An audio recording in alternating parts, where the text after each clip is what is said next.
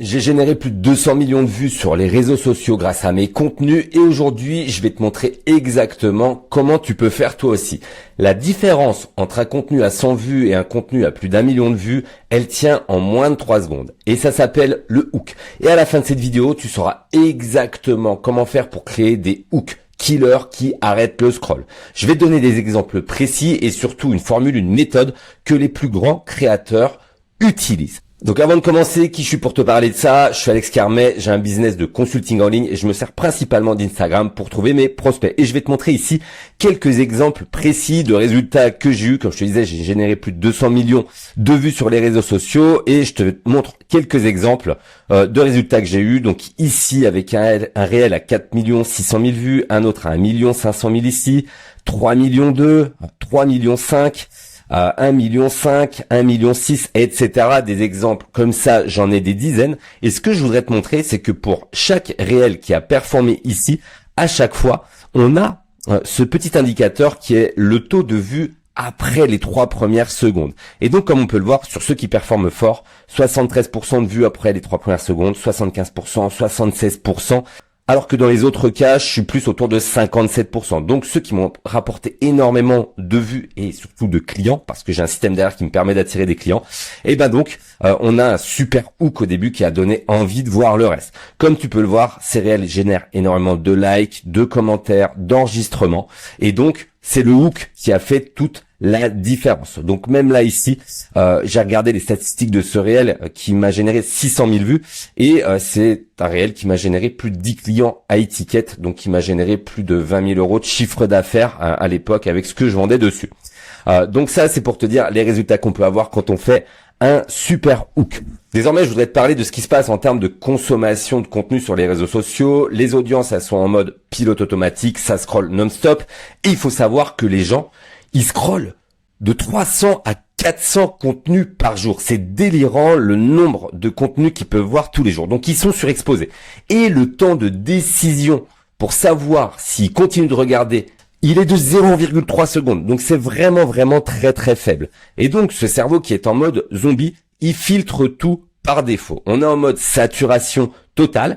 Et tout le monde de nos jours fait du contenu et est exposé à du contenu. Donc la réalité, c'est que cette surexposition, elle désensibilise les gens à ce qui est dit dans les contenus. Ils ont tout vu, ils ont tout entendu même, et plus rien ne les surprend. Et si on n'a pas assez moins de 3 secondes pour accrocher, c'est totalement mort. On a une fatigue attentionnelle qui est extrême, et les gens dans leur tête, ils se disent, ok, encore un contenu de plus, ou encore un expert qui va me dire comment faire si tu as un business en ligne. Donc, quelque chose qui est très important de comprendre, c'est que tu as même pas moins de 3 secondes, tu as 0,3 secondes pour accrocher ton audience. Le hook en anglais, ça veut dire donc le crochet. Et donc, sans un hook killer, le scroll, il va être instantané. Donc, ton contenu, il va pas exister. L'algorithme derrière te détecte comme un contenu pas intéressant. Et du coup, c'est un cercle vicieux parce que tes prochains contenus seront sans doute aussi nuls si tu continues à faire des hooks qui sont mauvais. Tu vas être puni par l'algorithme et donc tu vas devenir invisible et c'est un cercle vicieux. De l'autre côté, avec un hook killer, qu'est-ce qu'on a? On a un arrêt du scroll. Le cerveau, il est du coup réveillé, il sort de cet état léthargique. L'algorithme, il va booster ton contenu. Donc, ce contenu est détecté comme quelque chose qui retient les audiences. Qu'est-ce que recherchent les plateformes? Que les gens restent sur leur plateforme. Qu'est-ce que cherche TikTok, Instagram? Plus les gens passent de temps dessus, mieux c'est pour eux, plus ça leur rapporte de l'argent. Donc, en termes de vues, on a de l'engagement, on a une visibilité accrue et du coup, c'est un cercle qui est vertueux. Donc ça, c'est la base de tout pour comprendre ce qu'on va faire ensuite. Donc ce que je voudrais te montrer, c'est la différence entre des hooks basiques et des hooks killers. Et pour ça, j'ai pris quelques exemples que j'ai créés. Et en hook basique, on pourra voir comment économiser de l'argent. Pour le transformer en hook killer, tout simplement, c'est les 3 règles qui m'ont aidé à économiser 12 000 euros sans application de budget. Je pense que tu vas commencer à voir la différence. Un hook basique, c'est conseil voyage pas cher. Comment on pourrait le transformer en hook killer? Ça deviendrait ça. Comment j'ai volé au Japon pour moins de 1 000 euros. Conseil gestion du temps. Ça, c'est un hook basique qui n'attire pas l'attention. En hook killer, ça donnerait comment je planifie ma semaine pour finir de travailler à 15 heures. Comment brûler plus de graisse. Ça, c'est un hook basique qui donne pas envie de voir. Un hook killer, c'est voici un entraînement de 10 minutes qui brûle plus de graisse qu'une heure de cardio.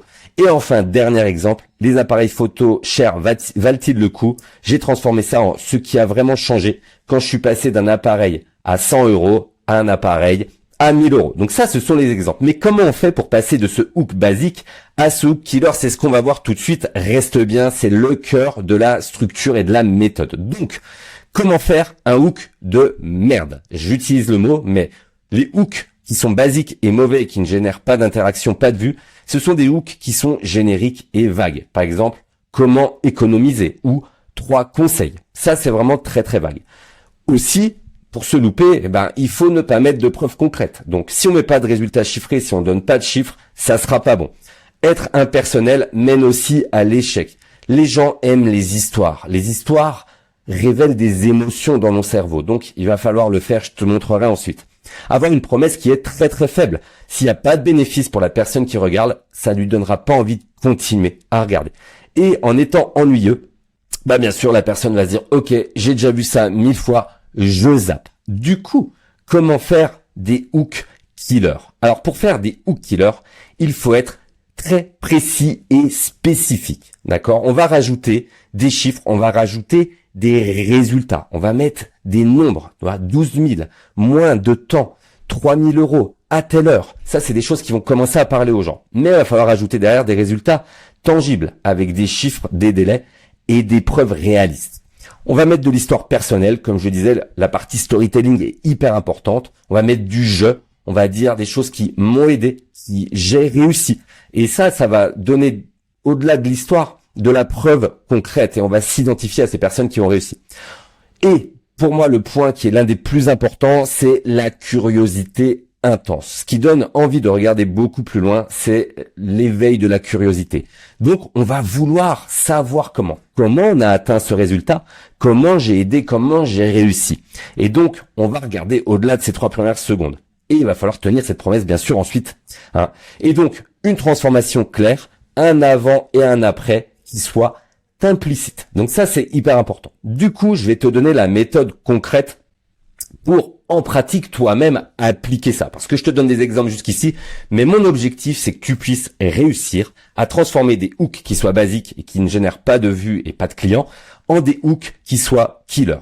Donc, comment faire un hook killer? On part du hook basique, donc 5 conseils pour, ou comment faire telle chose, et on va y ajouter un résultat précis, et on va y mettre une contrainte et un angle unique. Une contrainte et un angle unique, vraiment, ça peut permettre d'éveiller la curiosité, ça peut permettre aussi également de mettre du storytelling dedans, je vais y arriver, pardon.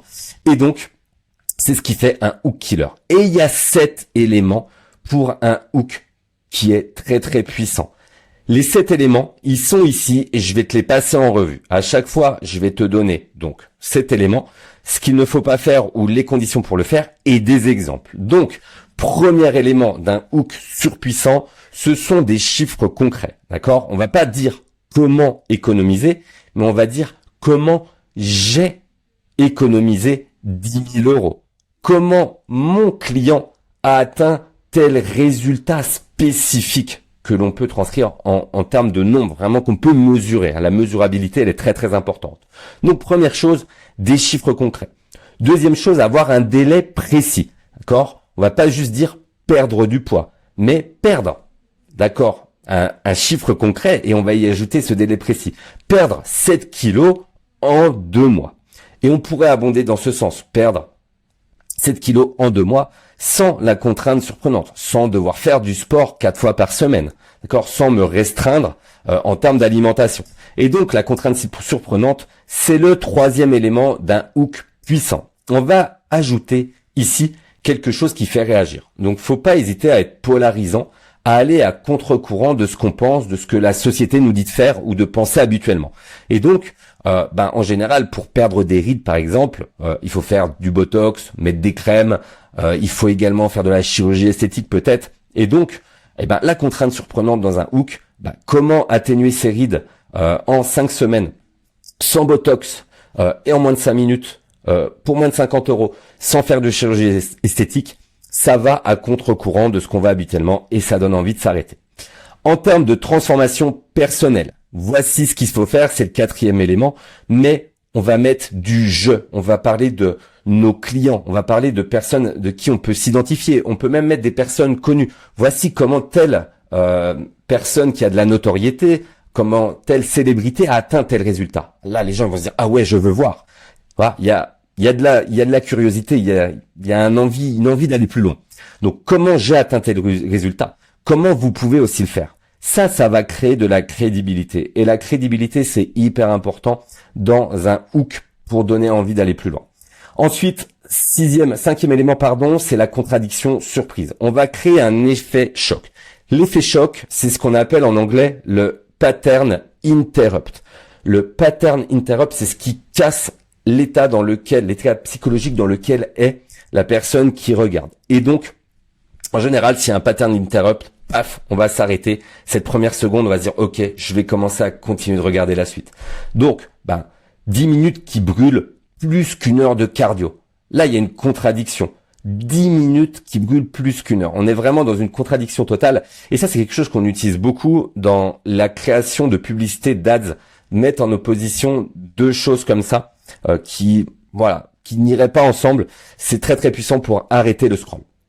Sixième élément d'un hook puissant, c'est la promesse émotionnelle. Donc l'objectif, c'est d'aller toucher les émotions, pas juste la logique. L'être humain, d'accord, réagit avec des émotions, réagit sur des choses qui suscitent l'éveil de ses émotions. Je te les passerai en revue un jour dans une autre vidéo, mais tout ce qui est la peur, le désir, l'envie, l'espoir sont des émotions très très fortes qu'il faut aller toucher. La logique ne suffit pas. Et donc, comment on parle des émotions? On utilise des mots qui ont attrait aux émotions. Donc, par exemple, où je t'emmènerais si je t'aimais vraiment. Voilà, on parle d'amour et du coup, ça évoque quelque chose dans l'esprit des gens. Et septième élément, c'est la spécificité extrême. D'accord? Quand je parle de spécificité, j'en ai parlé avant, mais des chiffres, des pourcentages. Si je prends le cas d'un hook dans du copywriting, on va pas juste parler augmenter les ouvertures des mails. On va aller comment tu peux augmenter de 70% ton taux d'ouverture et générer 4000 € de vente. Là, c'est très très précis. Et tout ce qu'on voit ici, tous ces hooks qu'on voit là, on peut les utiliser dans du contenu, mais on peut également les utiliser dans des headlines sur des pages de vente ou sur des promesses pour des offres. Donc ça, c'est vraiment la base. Donc les 7 éléments d'un hook puissant, incontournable. Et en faisant ça, c'est sûr qu'on aura des hooks qui sont meilleurs et qui donneront envie de regarder plus loin et qui augmenteront le taux de vue. Maintenant, il y a un test ultime que tu peux faire pour savoir si ton hook, il va performer ou pas. Le test numéro 1, c'est le test du scroll. Qu'est-ce que ça me fait, ce hook? Est-ce que ça me donne envie d'arrêter de scroller? Et donc, tu peux tester ce hook. Dis-le à voix haute, écris-le une fois et demande-toi si ce hook, il génère quelque chose en toi. Est-ce qu'il te donne envie d'arrêter de scroller? Ensuite, le deuxième test, c'est le test de la curiosité. Est-ce que ce hook que j'ai écrit me donne envie de savoir comment ou de voir la suite de ce qui est promis dans ce hook? Et troisième test, ici, c'est le test du scepticisme. Est-ce que c'est assez précis pour être crédible? Parce que si c'est trop flou, on n'aura vraiment pas envie de savoir la suite et ça sera pas perçu comme crédible. Donc ça, c'est vraiment le test ultime au niveau des hooks. Et donc, je t'ai mis des derniers exemples de transformation. À toi de les travailler, mais pars de hooks basiques et essaye de les transformer en hooks qui soient bangers.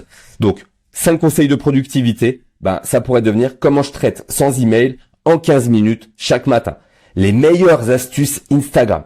Comment je suis passé de 500 à 50 000 abonnés en 4 mois sans danser. À chaque fois, tu vas voir, si tu regardes bien ce que j'ai fait ici quand j'ai transformé ce hook-là à l'autre hook, j'ai repris les éléments d'un hook puissant. Essaye d'en mettre un maximum, tu verras, ça aidera. T'es pas obligé de mettre les 7 éléments d'un hook puissant, mais plus tu en cumules et plus tu auras des hooks qui soient bangers.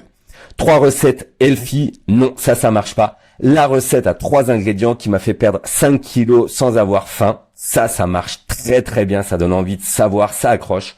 Et comment apprendre l'anglais, non, ça ne marche pas. Mais comment j'ai appris l'anglais en 6 mois en regardant Netflix, méthode complète, là personnellement, moi je vais aller regarder directement ce qui se passe. Donc, Je vais te récapituler tout ça en quelques secondes, mais sache une chose, c'est que ton hook, c'est 80% du succès de tes contenus. Ça, c'est vraiment la chose à retenir. Il faut les travailler. C'est de l'exercice d'écriture. Teste, teste, teste encore. Le contenu, c'est beaucoup de tests.